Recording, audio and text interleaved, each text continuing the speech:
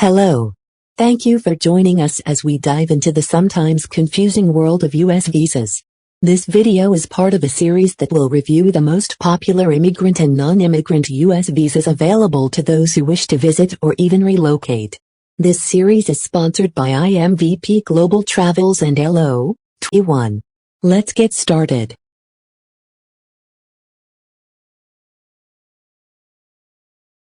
In this video we will explain the B visas, provide information on the cost to apply, eligibility criteria, documents required to obtain the B visa, the process of applying in general and limitations of the B visa.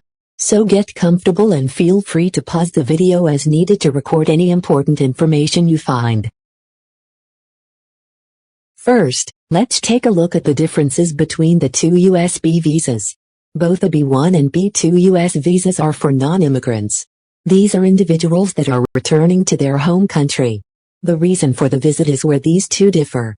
The B1 visa is for business trips and business-related activities, while the B2 visa covers tourism, vacations, and other non-business purposes. Which visa is right for you? Here is a more detailed list of activities for the B1 and B2 visas. As you can see, the B1 visa is related to conducting business and business activities. It is important to note, this is not for employment or earning any pay. The B2 visa covers general visits to the U.S., including tourist activities, to receive medical treatment or even to take classes. One of the most asked questions, and rightfully so, is what is the cost to obtain the B visa? This can be a bit difficult to answer, and for good reason. The actual U.S. government filing fee for a B visa application is $160. With that, there are other costs associated that may be incurred, such as the cost to gather documents and make copies, any expenses paid for obtaining the additional passport, photos, as well as time spent and travel costs associated with each. As a matter of importance, beginning May 30, 2023, the cost of non-immigrant visa applications 15%. Any applications received on or after May 30, 2023 will be subject to the new fees.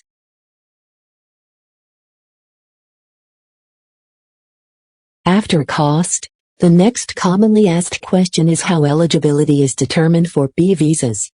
To be eligible for a B visa, applicants must prove their travel to the United States is temporary. This can be verified by providing proof of residence in your home country. You must show you have the ability to self-fund all costs associated with your trip. Usually, this is done by submitting bank statements showing available funds for use that exceed the cost of your trip. Lastly, evidence must be provided to prove you have no intent to remain in the United States beyond your scheduled stay. A round trip or return importance is placed on returning, as this is a non-immigrant, temporary visa. Next, let's look at the required documents you will need to gather and submit with your application. If the B visa is right for you, this would be a great time to pause the video and make a quick checklist. The following documents are required with your application: a current valid passport, an expired passport that shows past travel if applicable, your travel itinerary for your trip, proof of funds to cover the cost of your travel and trip, proof of strong ties to your home country, national ID number, issued by your home country if applicable, digital and printed passport photo that meets U.S. guidelines, printed copy of your visa interview appointment letter, printed copy of your visa application, Form DS-100. If you will be staying with friends or family, you will need to submit a letter of invitation from your U.S. host. The visa process, while specific, is pretty straightforward.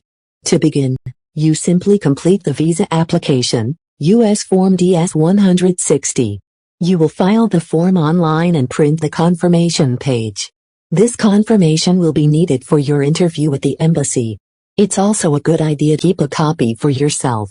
After submitting your application, you will receive a request to upload a copy of your digital photo. Afterwards, Use the wait time to gather documents needed for your visa interview. Next, attend the interview and bring all required documents for review. Once note approval, you'll be ready to fly high. There are limits to your B visa. Here is a list of what you can't do while in the United States on a B1 or B2 visa.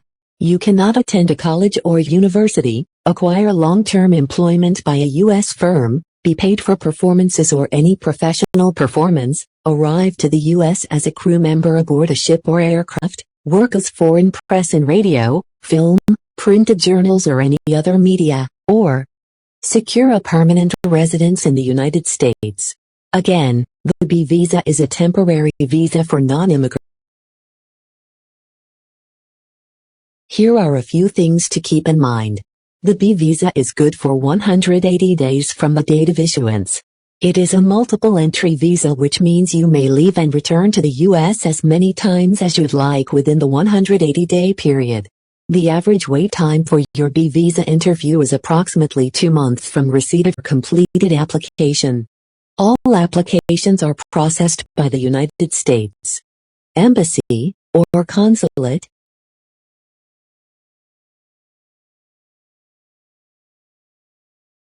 We hope you have enjoyed watching and gained additional knowledge and insight about B visas. If so, please remember to like our video and subscribe to our channel to catch the next visa review. It is our mission to provide you with the information and tools you may need to help make your global travels a reality.